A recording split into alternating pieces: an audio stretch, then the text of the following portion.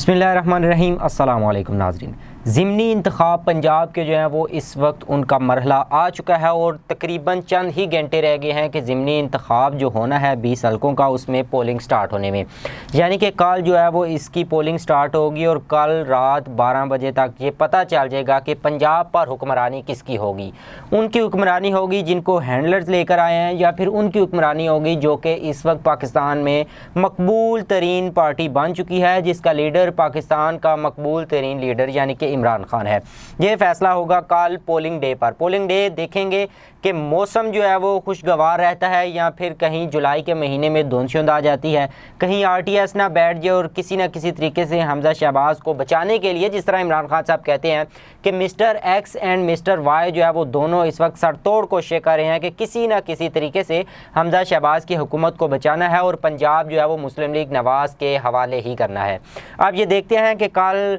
अगर तो कोई बैरूनी ताकतें जो है वो यहाँ पर असरअंदाज हुई, अगर कोई खलाई मखलूक यहाँ पर असरअंदाज होगी, अगर कल जो है वो जुलाई के इस गर्म मौसम में धुंध जैसा मौसम बन गया, यहाँ पर RTS बैठ गया, यहाँ पर जो है वो इलेक्शन कमीशन का अमला चोरी हो गया, या फिर किसी भी तरीके से, क्योंकि हमने देखा है कि जो फाफड़ की रिपोर्ट आई है उसके मुताबिक हमने देखा कि 163 तरीके ऐसे हैं कि जिसके ज़रिए इलेक्शन में धांधली की जा सकती है। और मुस्लिम लीग नवाज़ जो है वो धांधली के बारे में जानी मानी एक पार्टी जानी जाती है और कहा जाता है कि इसके पास बहुत ज़्यादा एक्सपीरियंस है, इसको पता है कि किस तरह जो है वो अगर आपके पास पब्लिक सपोर्ट भी ना हो, आपके पास वोट भी मौजूद ना हो, तो आप इलेक्शन किस तरह जीत सकते हैं। तो ये आप अच्छी तरह जानते होंगे कि जब शहबाज शरीफ 10 साल तक पंजाब के चीफ मिनिस्टर रहे तो जितने भी ज़िमनी इलेक्शन आए वो तमाम के तमाम शहबाज शरीफ की पार्टी मुस्लिम लीग नवाज़ जो है वो जीतती रही है। तो इस बार सिनेरियो जो है वो चेंज हो चुका है। हर बंदा जानता है कि मिस्टर X कौन है और मिस्टर Y कौन है। हम आपको बता नहीं सकते, हमारी कुछ मजबूरियां, लेकिन आप भी जानते होंगे कि इमरान खान साहब मिस्टर X किसको कहते हैं, मिस्टर Y किसको कहते हैं।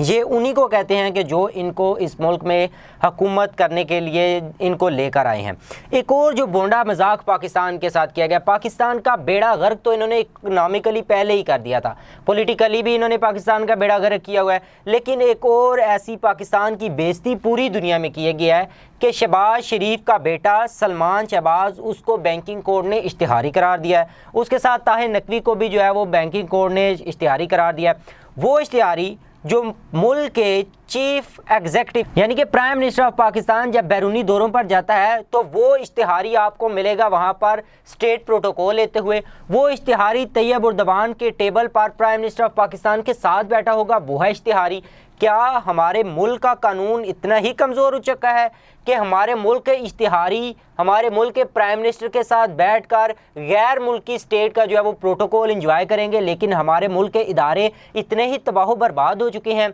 कि इनको कोई पूछने वाला नहीं। आखिर इनको प्राइम मिनिस्टर से पूछना चाहिए, आप chief executive of the country है, आपको ये हक है, बल्कि आपसे जो पाकिस्तानी अवाम है वो क्वेश्चन भी पूछ सकती है। आपसे इस बात का हम पूछने का हक रखते हैं कि आप chief executive of the country हैं। बेशक मुल्क में अमन व अमान की सूरत को बहाल रखना हुकूमत का काम होता है, लेकिन इंसाफ करना अदालत का काम होता है। लेकिन अगर अदालत को जो जितना भी मटीरियल है वो प्रोवाइड तो एग्जीक्यूटिव ने करना होता है, तो chief executive of the country आप हैं। आप एक इश्तिहारी के साथ उसको लेकर बैरूनी ममालिक में जितने भी जो सरकारी तौर पर सरकारी सतह पर जो दौरे होते हैं वहाँ पर सरकारी प्रोटोकॉल जो है वो उसको दिया जाता है, लेकिन पाकिस्तान में वो इश्तिहारी है। पाकिस्तान का बेड़ा गर्क करके रख दिया इस खानदान ने कि पाकिस्तान की इज्जत तो पहले ही नहीं थी, क्योंकि दुनिया कहती है कि पाकिस्तान एक ऐसा मुल्क है जहाँ से करप्शन होती है, इसके लीडर ऐसे हैं जो यहाँ से पैसा लूट कर एवन फील्ड जैसे रेफरेंस के ज़रिए नाअहल भी हो जाते हैं, लेकिन एवन फील्ड जैसे जो है वो अपार्टमेंट बनाते हैं।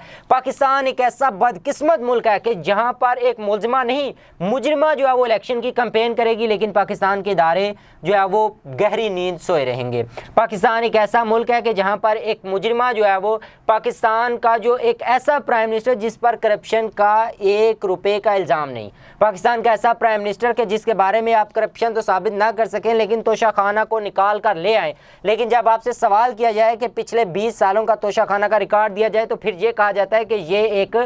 स्टेट का सीक्रेट है, इसको हम आपके साथ शेयर नहीं कर सकते। आप क्यों नहीं शेयर कर सकते जी? اسٹیٹ سیکرٹ عوام کے ساتھ کیوں نہیں شیئر ہو سکتے؟ اگر عوام کی ہر چیز آپ کے ساتھ شیئر ہو سکتی ہے تو اسٹیٹ سیکرٹ کیوں نہیں شیئر ہو سکتے؟ اگر عمران ریاض خان جیسے محب وطن صحافی کے گھر ڈرون بھیج کر اس کے گھر کی جاسوسی کی جا سکتی ہے تو آپ لوگ جو ہے وہ اس طرح کا سیکرٹ کیوں نہیں شیئر کر سکتے؟ یہ ایک بڑا سوالیہ نشان ہے، اور آخرکار ایک دن ایسا آئے گا کہ آپ کو اس بات کا جواب دینا ہوگا اور یہ جو ہے وہ پاکستانی عوام کے ساتھ باتیں شیئر کرنا ہوگی۔ لیکن پاکستان کے ساتھ ایک بہت ہی بونڈا مذاق کیا جا رہا ہے اور پاکستان کی عزت جو ہے وہ انہوں نے مٹی میں ملا کے رکھ دی ہے، کیونکہ ایک اشتہاری جو ملک کے پرائم منسٹر کے ساتھ جو ہے وہ غیر ملکی دوروں پر تو موجود ہوتا ہے لیکن پاکستانی عدالتوں کو مطلوب ہے، ایک اشتہاری جو لندن تو گیا تھا دوائی لینے لیکن دوائی تو نہ لے سکا، وہاں پر بیٹھا ہوا ہے، اس کی بیٹی یہ کہہ رہی تھی پہلے کہ وہ جو ہے بیمار ہیں، بہت سخت بیمار ہیں، دوائی لینے گئے ہیں، میڈیسن کے لیے گئے ہیں، اپنا علاج کروانے گیا، لیکن وہی میڈیا پر آ کر کہتی ہے کہ اگر گارنٹی دی جائے کہ نواز شریف کو کچھ نہیں کہا جائے گا، اسے پکڑ کر اڈیالہ یا کوٹ لکھپت نہیں بھیجا جائے گا تو میں انہیں شام کی فلائٹ سے بلا لیتی ہوں۔ یار یہ پاکستان کا نظام کس طرح کا ہو گیا کہ پاکستان میں قانون کے رکھوالے، عمران خان کہتے ہیں کہ چوکیداروں نے ڈاکوؤں کو یہاں پر اوپر ہمارے آ کر بٹھا دیا ہے۔ یہ کیا وجہ ہے کہ ہمارے چوکیدار جا کیوں نہیں رہے؟ یہ جواب چوکیدار ہی دیں گے، اس کا جواب تو میں، کیونکہ یہ مجھ سے بڑا جواب ہے، میں نہ تو دے سکتا ہوں لیکن میں کوشچن کر سکتا ہوں کہ کوشچن کرنے کی مجھے یہ فنڈامنٹل رائٹ ہے آئین پاکستان 1973 کے مطابق کہ مجھے کوشچن کرنا چاہیے۔ اور تیسری جو بات آپ کے ساتھ شیئر کرنی تھی وہ یہ تھی کہ حکومت جو ہے وہ فیصلہ کر رہی ہے کہ کسی نہ کسی طریقے سے عمران خان پر آرٹیکل 6 لگا دیا جائے۔ ایک جسٹس صاحب ہے سپریم کورٹ آف پاکستان، انہوں نے ایک اضافی نوٹ دیا ہے، اضافی نوٹ میں انہوں نے لکھا ہے کہ جو اس وقت کے پرائم منسٹر عمران خان تھے، current president of Pakistan doctor Arif Alvi, اس وقت کے اسپیکر قومی اسمبلی اسد کیسر، اس وقت کے ڈپٹی اسپیکر قومی اسمبلی قاسم خان سوری اور اس وقت کے لا منسٹر فواد چودھری کے خلاف پارلیمنٹ اگر چاہے تو وہ آرٹیکل 6 کی کارروائی کر سکتی ہے۔ اب معزز عدلیہ ہے، ان کے فیصلوں کو ماننا چاہیے، لیکن یہ میں آپ کو بتا دوں کہ یہ ایک جسٹس صاحب کا اضافی نوٹ ہے، یہ ان کا فیصلہ نہیں ہے، یہ عدالت کا فیصلہ نہیں ہے۔ آپ نے سنا تو ہوگا کہ 1993 میں اس وقت کے پریزیڈنٹ غلام اسحاق خان نے اس وقت کے پرائم منسٹر نواز شریف کو برطرف کر دیا تھا، اسمبلی کو بھی ڈیزالو کر دیا تھا اور مکمل طور پر انہوں نے کہا تھا کہ میں اسمبلی کو ڈیزالو کرتا ہوں، اور 58(2)B کو جو پریزیڈنٹ کا اختیار ہوتا تھا اس کو استعمال کرتے ہوئے انہوں نے نواز شریف کے لیے جو ہے وہ نواز شریف کو برطرف کر دیا تھا اور اس کی حکومت کو ختم کر دیا تھا۔ لیکن کیا ہوا کہ سپریم کورٹ آف پاکستان نے انہیں ریلیف دیا، نواز شریف کو دوبارہ بحال کیا گیا، پھر ایک سیٹلمنٹ کے ذریعے نواز شریف بھی گھر چلے گئے اور غلام اسحاق خان بھی گھر چلے گئے۔ لیکن اس وقت بھی یہی حساب ہوا تھا کہ اس نے جو ہے وہ آ کر پرائم منسٹر کو معطل برطرف کیا تھا، اسمبلی کو ڈیزالو کر دیا تھا، تو اس پر آرٹیکل 6 نہیں لگا۔ تو آج اس دفعہ آرٹیکل 6 عمران خان پر کیوں لگ رہا ہے؟ ماہر قانون ہے، پیپلز پارٹی کے عام رہنما بھی ہیں، سیاستدان بھی ہیں، اور پاکستان میں اگر بڑے وکیل سمجھے جاتے ہیں، بیرسٹر اعتزاز احسن صاحب، وہ کہتے ہیں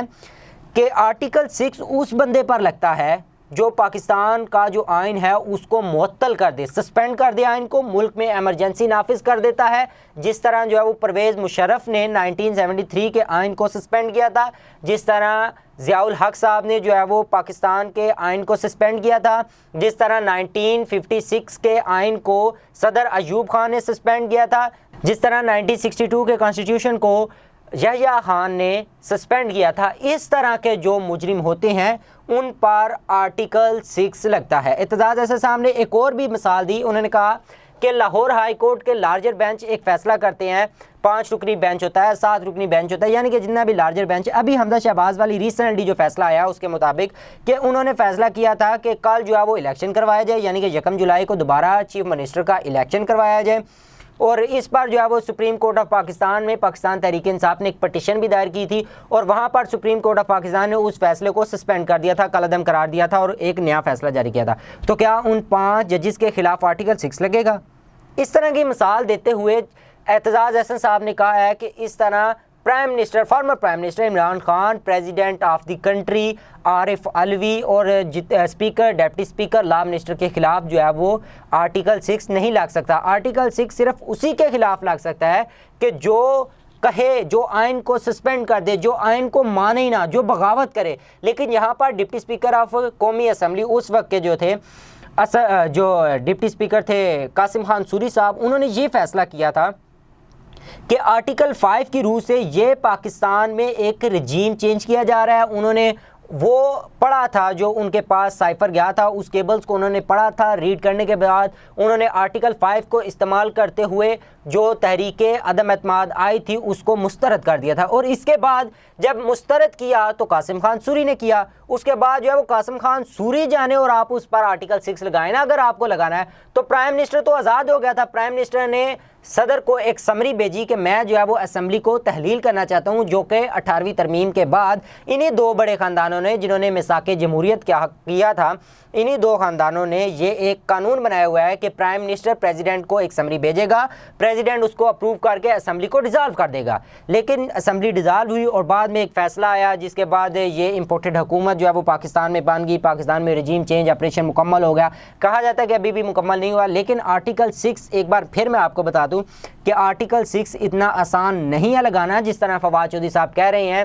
کہ آرٹیکل 6 اگر لگاؤ گے تو رسیاں کم پڑ جائیں گی، گردنیں بہت زیادہ ہیں، کیونکہ اس میں جو ہے وہ انتہائی رسپیکٹ کے ساتھ ججز بھی آ سکتے ہیں، جرنیلز بھی آ سکتے ہیں، سیاستدان بھی آ سکتے ہیں، تو اس طرح آرٹیکل 6 ہر کسی پر نہیں لگ سکتا۔ پہلے جو ہے وہ آرٹیکل 6 پرویز مشرف پر لگایا تھا تو کیا اس کا فیصلہ ہو چکا ہے؟ نہیں ہوا، تو اسی طرح اس کا فیصلہ بھی نہیں ہوگا، اور یہ جو ہے وہ حکومت کے لیے ایک نیا محاذ کھل جائے گا، تو حکومت ہوش کے ناخن لے اور آرٹیکل 6 سے دور چلی جائے اور آرٹیکل 6 عمران خان پر لگانے کا جو سوچ رہی ہے اس سے پیچھے ہٹ جائے، کیونکہ اگر لگائے گی تو عمران خان صاحب نے بھی کل کہہ دیا، انہوں نے چیلنج کیا ہے کہ تم مجھ پر آرٹیکل 6 لگاؤ تو میں پھر عدالت کو بتاؤں گا کہ chief executive of the country میں تھا، پرائم منسٹر میں تھا، تو امریکہ کس کو خط لکھ رہا تھا؟ امریکہ کس کو کہہ رہا تھا کہ ایک منتخب پرائم منسٹر کو ہٹاؤ؟ امریکہ نے کس کو خط لکھا؟ وہ کہتے ہیں کہ میں بتاؤں گا کہ اس حکومت کے ہینڈلر کون ہے، وہ کہتے ہیں کہ میں بتاؤں گا کہ میرے پاس کون کون سے ثبوت ہے، تو ثبوت تو اس وقت جو ہے وہ prime minister of the country تھے، اس وقت جو ہے وہ آئی بی ان کے انڈر کام کر رہی تھی، آئی بی ان کو پل پل کی رپورٹ دے رہی تھی، تو پھر ثبوت جو ہے وہ سپریم کورٹ آف پاکستان میں